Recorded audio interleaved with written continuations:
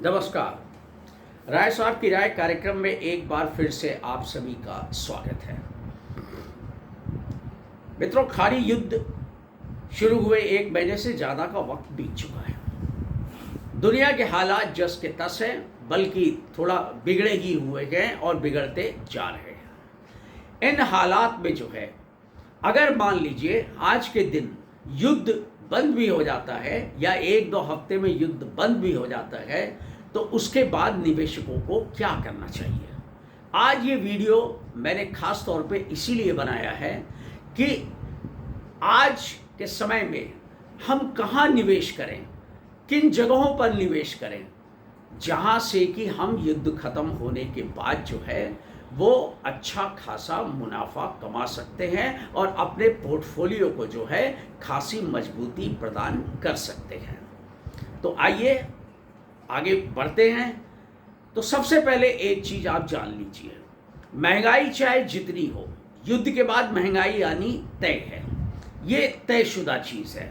तो महंगाई चाहे जितनी हो, हालात चाहे कितने भी विपरीत से विपरीत हों, अब इन हालात में सबसे सेफ जगह कौन सी हो सकती है, जो मेरा अपना मानना है या और दूसरे बहुत से अनुभवी जो इन्वेस्टर्स हैं उनका मानना है या बहुत से विद्वानों का मानना है जो शेयर बाज़ार या कैपिटल मार्केट या फाइनेंशियल मार्केट से जुड़े हुए हैं, उनकी बातों पे अगर हम विश्वास करें तो एक चीज़ जो प्रूवन है वो ये है कि हेल्थ सेक्टर जो है, फार्मा और हेल्थ केयर, ये एक ऐसे सेक्टर है कि जो सदाबहार है।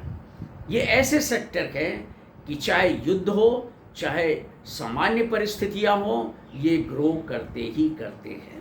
मसलन तबीयत ऐसा नहीं कि युद्ध शुरू होगा और युद्ध होगा कई देशों के बीच में, तो ऐसे हालात में आदमी बीमार नहीं पड़ेगा, उसकी स्वास्थ्य संबंधी ज़रूरतें नहीं होंगी। आदमी को कुछ न कुछ स्वास्थ्य संबंधी ज़रूरत पड़ती रहती है। ऐसे में जो है दवाइयों की ज़रूरत पड़ती है। आदमी जैसे तैसे कैसे भी इंतज़ाम करके दवाइयाँ खरीदता है और खाता है। और अगर कोई बहुत ज़्यादा क्रिटिकल इलनेस हुई या बहुत ज़्यादा हालात कुछ गंभीर हैं, तो हर डॉक्टर ये सलाह देना मुनासिब समझता है कि भाई पेशेंट को अस्पताल में एडमिट करना पड़ेगा। इन हालात में जो है वो जो हेल्थ केयर सर्विसेज प्रोवाइड करने वाले अस्पताल हैं, वो भी उनका भी धंधा जो है वो इस युद्ध से प्रभावित नहीं होता। क्यों? कि जान है तो जहान है। कोई भी आदमी जिसके यहाँ बीमार पड़े कोई, या वो खुद बीमार पड़े, तो वो ये नहीं चाहता कि वो लंबे समय तक बीमार रहे।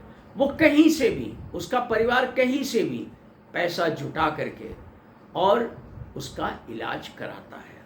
तो वहाँ दवा भी लगती है और ज़रूरत पड़ने पे अस्पतालों की भी ज़रूरत पड़ती है। तो ये ऐसे 2 सेक्टर्स हैं कि जहाँ पे आपका इन्वेस्टमेंट जो है वो चाहे युद्ध हो चाहे ना हो, वो ग्रो करेगा ही करेगा। अब ये मैं जो कुछ भी आपको बता रहा हूँ, ये मेरा अपना मानना है या जो कुछ मैंने अनुभवी लोगों से जो सीखा है, सुना है, जाना है, वो मैं आपको बता रहा हूँ। बाकी आपका निर्णय है। आपके फाइनेंशियल एडवाइज़र क्या आपको बोलते हैं, आप उनकी सलाह को मानिए या ना मानिए, ये आपका विवेक और निर्णय है। लेकिन जो भी मैं इस वीडियो में बता रहा हूँ वो मेरे निजी विचार हैं, मेरी अपनी निजी मान्यता है और मेरे अपने निजी अनुभव हैं। तो इन परिस्थितियों में अब आते हैं दूसरी जगह कहाँ सेफ इन्वेस्टमेंट हो सकता है, जो आने वाले समय में अगर युद्ध रुकेगा भी, महंगाई होगी भी, तो भी जो है वहाँ उतना ज़्यादा आपको अगर फ़ायदा ना हो लेकिन नुकसान भी ना हो, तो वो जगह है कि युद्ध के बाद किन चीज़ों की सबसे ज़्यादा ज़रूरत होती है। तो युद्ध के बाद सबसे ज़्यादा ज़रूरत होती है युद्ध प्रभावित जगहों के पुनर्निर्माण की।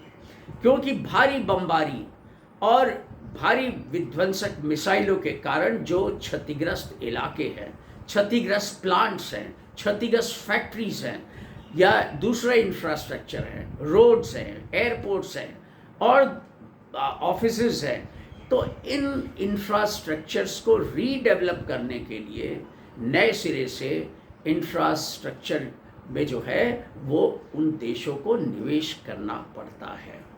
अब ये उनका हेडेक है कि वो कैसे करेंगे, लेकिन ज़रूरत पड़ती है। और चूंकि उनके देश में इंफ्रास्ट्रक्चर ऑलरेडी बहुत ज़्यादा डैमेज हो चुका है, जैसे खाड़ी युद्ध के अंदर हुआ, तो ऐसी स्थिति के अंदर उनके पुनर्निर्माण के लिए वो सेक्टर जो है वो ग्रो कर सकता है।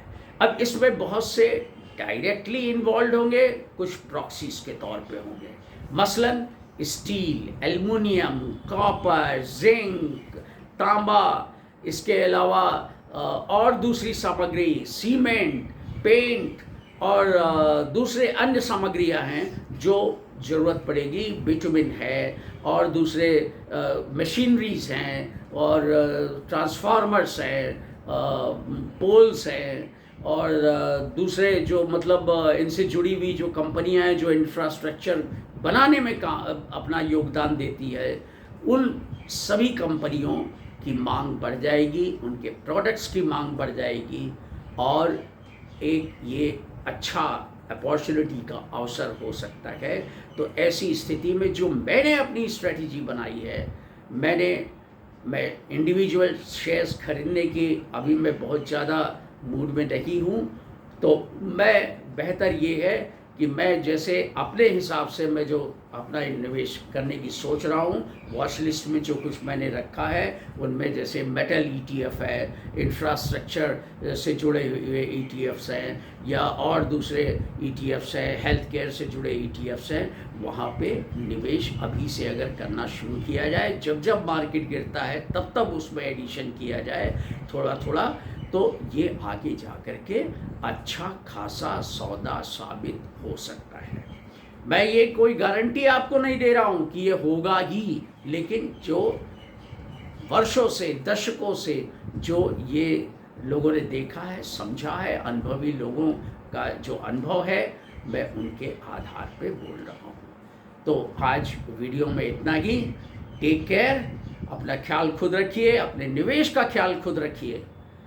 तो अगर वीडियो अच्छा लगा हो तो प्लीज़ सब्सक्राइब कीजिए, शेयर कीजिए और लाइक कीजिए और कमेंट भी कीजिए। इसी के साथ नमस्कार, जय हिंद।